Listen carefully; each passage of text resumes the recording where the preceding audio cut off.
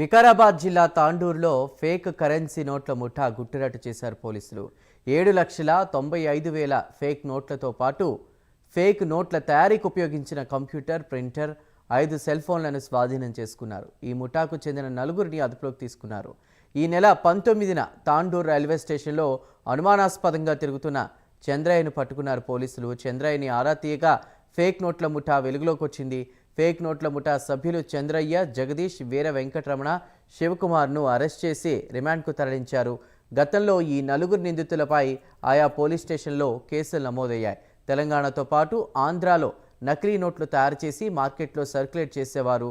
దొంగ నోట్ల ముఠా గుట్టురట్టు చేసిన పోలీసులకు రివార్డులు అందజేశారు వికారాబాద్ జిల్లా ఎస్పీ నారాయణ రెడ్డి.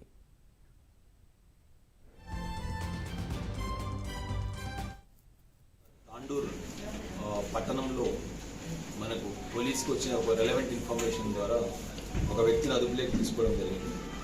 ఇతను చంద్రయ్య అని చెప్పేసి. సో ఈ చంద్రయ్య ఈ తాండూరు గనుల్లో వర్క్ చేస్తారు. ఈయన బేసికల్గా ఇతని దగ్గర నుంచి కౌంటర్ ఫీట్ కరెన్సీ ఒక 90 నోట్స్ అంటే 45,000 రూపీస్ ఈచ్ నోట్ వచ్చేసి 500 రూపీస్ డినామినేషన్తో మనము రికవర్ చేయడం జరిగింది. అతన్ని ప్రశ్నించినప్పుడు ఇతను ఇంకో ఒక వ్యక్తి పేరు కూడా చెప్పడం జరిగింది. అతని పేరు ఇచ్చాపురం జగదీష్ అనే వ్యక్తి ఈ చంద్రయ్యకు ఈ కౌంటర్ ఫీట్ కరెన్సీ నోట్స్ అతను ఇవ్వడం జరిగింది. చంద్రయ్య ఇవి తాండూరు పట్టణంలో కొన్ని ప్లేసెస్లో అక్కడ ఉండే షాప్ కీపర్స్కు వాళ్ళకు ఇచ్చి ఈ ఒరిజినల్ నోట్స్తో పాటు counter feet 500 rupee currency notes కలిపేసి పబ్లిక్ ఇవ్వడం అని జరుగుతుంది. సో దీంతో ఈ ఇచ్చాపురం జగదీష్ను